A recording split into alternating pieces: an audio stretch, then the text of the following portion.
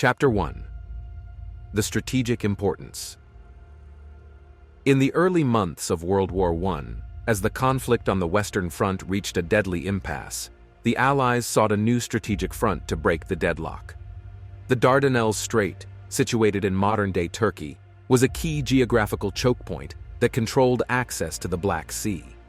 Capturing it had immense potential strategic benefits for the Allies.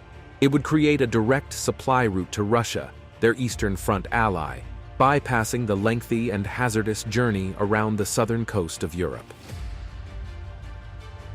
Chapter 2. The Plan. Winston Churchill, who was the British First Lord of the Admiralty at the time, was the architect of the daring plan to force the Dardanelles using naval power. In February 1915, a formidable Allied fleet, consisting of British and French warships, commenced an audacious attempt to sail through the strait and bombard the Ottoman defenses. The Ottomans, however, were well prepared. Under the command of the German general Liman von Sanders, they had meticulously laid minefields, fortified the shores with coastal artillery, and created formidable defensive positions. The naval assault quickly bogged down and proved unsuccessful, resulting in the loss of several Allied ships. Chapter 3. The landings begin. Recognizing the failure of the naval assault, the Allies decided to shift their strategy to a land campaign. On April 25, 1915, troops from Australia and New Zealand, who would become renowned as the ANZACs, landed at what is now known as ANZAC Cove. Simultaneously, British and French forces landed at other points along the Gallipoli Peninsula. The campaign officially commenced, but the terrain and Ottoman resistance proved far more challenging than anticipated.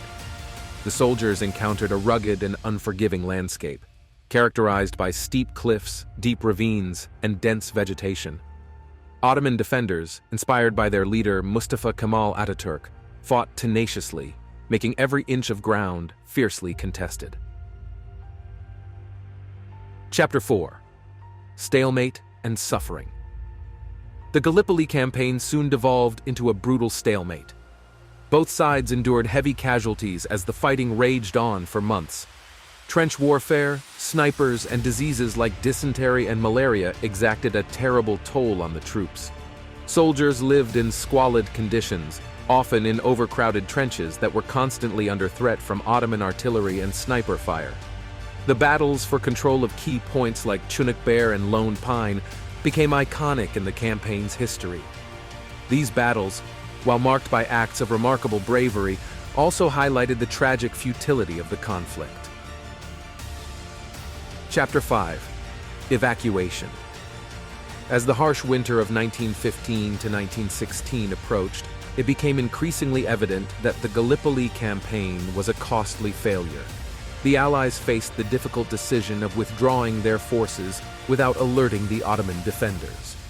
In December 1915, a meticulous evacuation plan was executed.